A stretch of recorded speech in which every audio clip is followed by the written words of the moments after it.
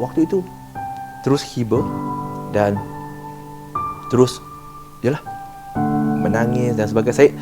Staff saya tahu, kaki tangan saya tahu, mereka tahu saya jarang menangis.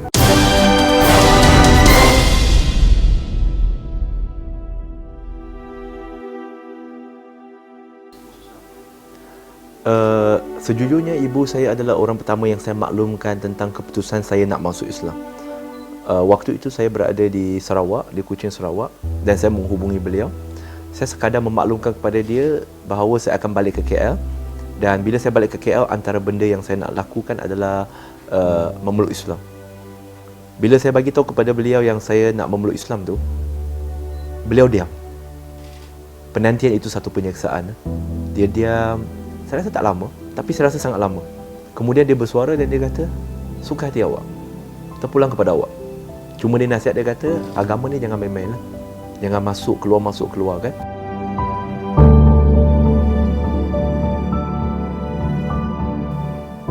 Bila suatu hari ibu saya tanya, akhir tahun pergi mana tak?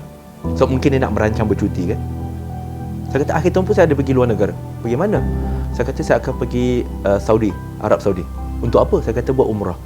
Dia, dia macam sedih sikit lah. Tapi lepas tu saya tanya dia, mak, nak pergi sekali tak? Dia kata, nak. Saya kata, bagus. Kalau nak pergi boleh.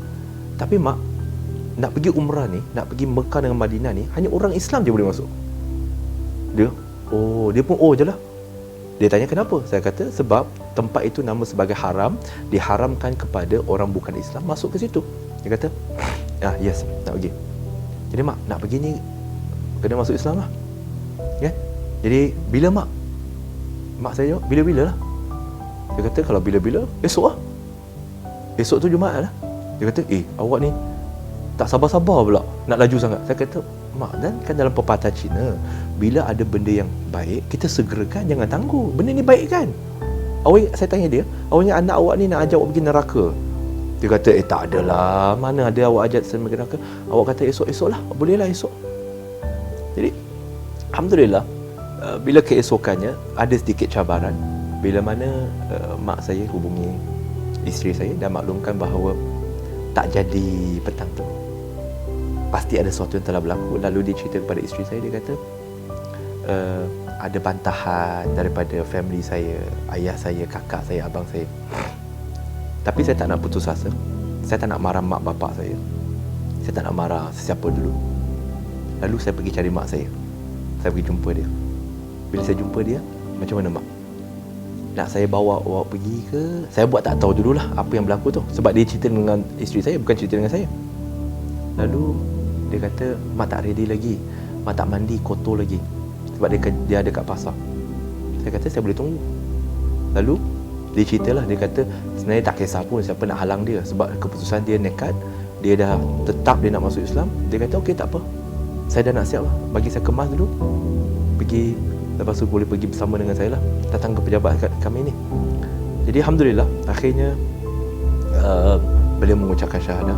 Sebenarnya kali ini dia agak emosional sikit untuk saya, sebab satu, mak saya tak pandai bahasa Melayu, bahasa Arab apatah lagi. Saya kena kata ashhadu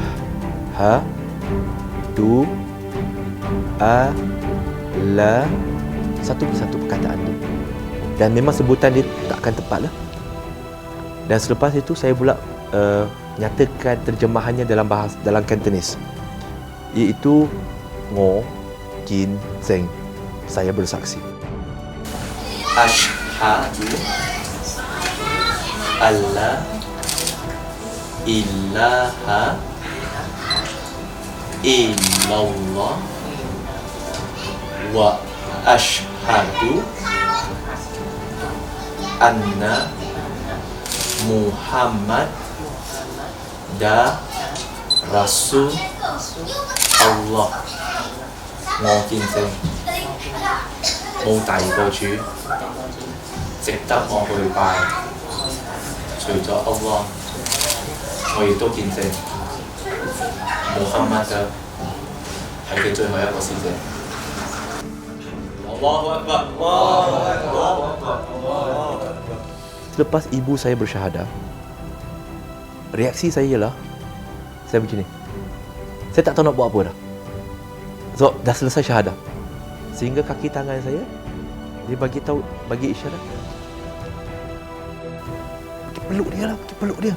La ilaha illallah, la ilaha illallah, Muhammad Rasulullah alaihi salatullah.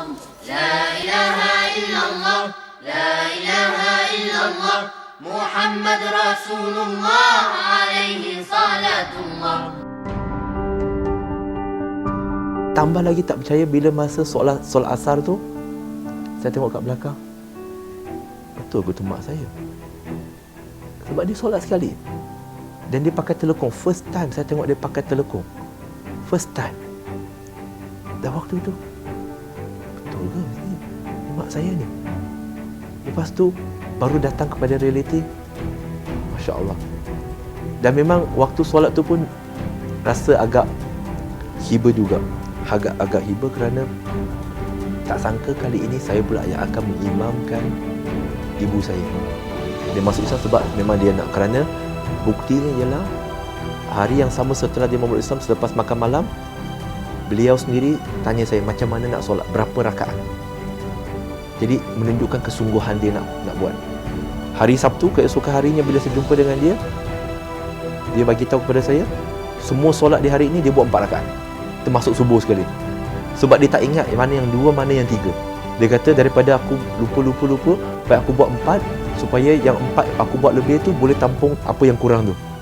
So tak apalah.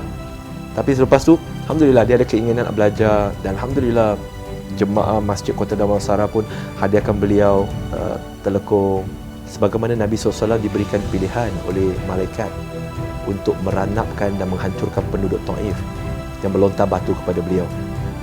Tetapi Nabi SAW tahu mereka ni tak faham. Jadi Nabi doakan kebaikan mereka. Sebagaimana kalau kita dapat makan satu vitamin yang boleh menyihatkan tubuh badan kita, kita akan kongsi. Saya telah merasai Islam, kebaikan Islam, kebenaran Islam, maka jadi tanggungjawab saya untuk berkongsi dengan mereka. Segala-galanya kita kembalikan pada Allah. Hadza min fadli Rabbi. Alhamdulillah, itu je. Kadang masa kita bersama dengan family kurang, tapi kita harap dengan asbab kebaikan kita, Allah akan bukakan. Sebab yang pemilik hati itu adalah Allah Subhanahu Wa Taala. Allah tahu apa yang kita nak. Jadi kita buat, moto saya begini, we do our best, let Allah do the rest. Nak berehat boleh seketika, tapi betul-betul rehat bila sebagaimana Imam Ahmad bagi tahu pada anak dia, kita boleh rehat bila sebelah kaki dah jejak di syurga. Dunia ni tempat cucuk tanam. Tak ada petani dia pergi ke sawah padi, dia tidur dekat tengah sawah padi.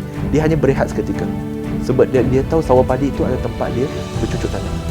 Nak rehat, balik rumah rehat. Rumah kita bukan kat dunia, kat sana.